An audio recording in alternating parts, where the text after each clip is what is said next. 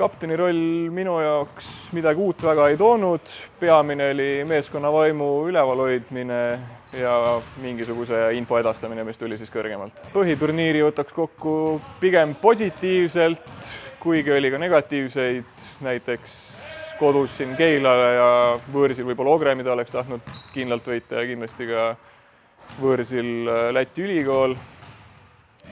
Positiivse poole pealt sooja lõpupoole kodus olime päris tugevad, saime nii mõnegi tähtsa mängu kätte, kodus Ogre ja Ventspils oli kindlasti see, mida võib-olla nii väga ei oodanud, aga saime sealt võidu ja pigem mõni võit siia-sinna ja võib-olla oleks ise võinud selle Eesti-Läti liiga play-off koha peale võistelda.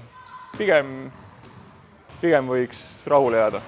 Eesti-Läti liiga siis põhimõtteliselt võtaks, mida tähele pannud olen, et tase tõuseb, välismängijate tase tõuseb kindlasti, välismängijad on kõvasti paremaks läinud siin aastatega ja kindlasti on muutunud ta atraktiivsemaks ja mida veel välja tuua on, et tase on suhteliselt ühtlane, kuigi turniiride ajapealis see ei kajastu, et tugevamad võivad ka nõrgematele kaotada ja nii ongi. Veerandfinaal on meil siis Pärnuga.